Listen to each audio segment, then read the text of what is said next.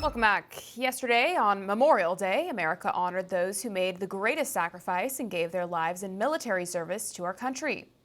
But never having been accused of intelligence, two far lefties in Congress mistook the day for Veterans Day and spewed their typical commie nonsense, attempting to exploit the military for political gain. Cori Bush posted, quote, "This Memorial Day and every day we honor our veterans in St. Louis." And Jihad Squad member Ilhan Omar posted, quote, "On #Memorial Day, we honor the heroic men and women who served our country." Well, after they received the appropriate level of mockery and disdain, they both deleted their posts and tried again.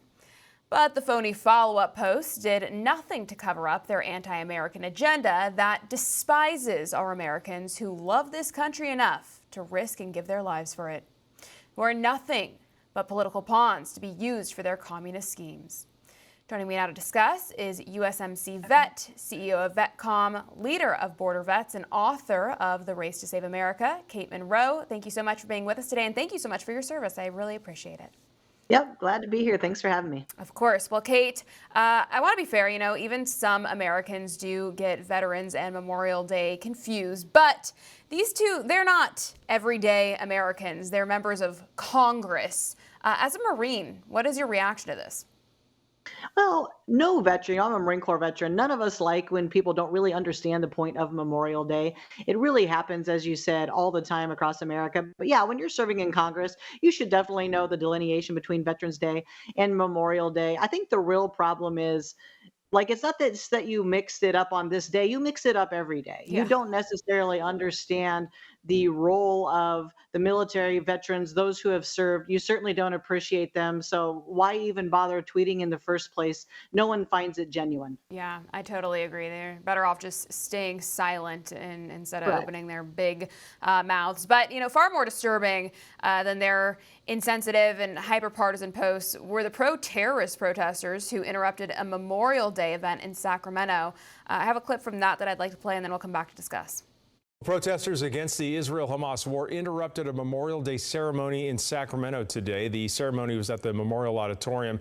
It started outside with a flag ceremony and some welcome speeches, and then was set to move inside for some patriotic music played on the organ there, the ST municipal organ. Well, one viewer sent in these pictures showing pro-Palestinian demonstrators interrupting that Memorial Day ceremony. At one point, they actually stood between Sacramento Mayor Darrell Steinberg and the audience, holding signs that read, "There's no pride in genocide." Others had their hands painted red. The mayor's office tells us that the ceremony had to be cut short because of the protesters. And here's video that a viewer sent in from the disruption. And you can hear a speaker continuing with their Memorial Day ceremony remarks as protesters work to shout over their microphone there. The protesters then took to the streets, marching from the auditorium to the state capitol. Sacramento police say that there were about 50 people involved here. Roads were closed for a time as they marched. Officers say that no arrests or reported assaults.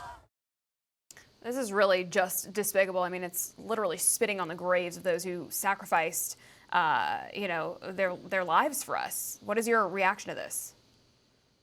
I ascribe to the FAFO model. If you mess around too much, you should certainly find out. And there just is no finding out. Yeah. That's the trouble with America. You never find out when you do nasty things. Quite frankly, who are you, non-citizens for the most part, you can tell, interrupting a memorial for those who have served our nation here in America? You incredibly ungrateful illegal immigrants. I'm absolutely disgusted by it. And quite frankly, I don't understand, where are the police? If you know these people are coming, why do you allow them to get in between the mayor? Why do you allow them to interrupt this? We're complicit in this as a nation. We have gotten so weak. It's disgusting. It really is disgusting. The pro-Palestinian, pro-terrorist, pro-Islamist movement is bigger than this, or the student protest for that matter. It's ultimately about Islamic conquest of America, and it really should disturb everyone. But Osama Siblani, a prominent Arab American community leader and publisher, actually announced that Muslims are poised to take control of key political positions across the United States, including the Congress and the White House.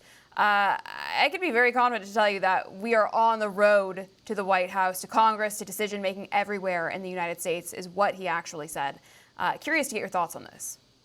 Well, I just got done running for Congress to help provide leadership to these people. I was unsuccessful in the primary, but I could tell you if I got there, I would help squash all of this.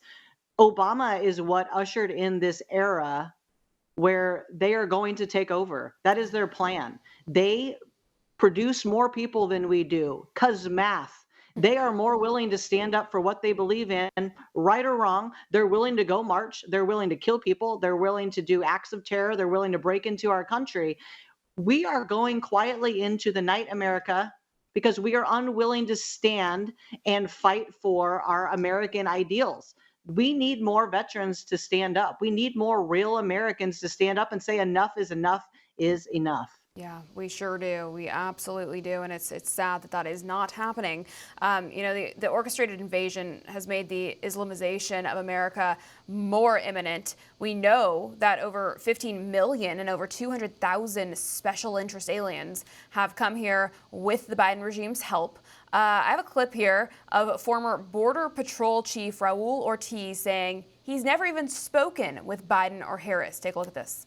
I've never had one conversation with the president or the vice president for that matter. And so I was the chief of the Border Patrol. I commanded 21,000 people.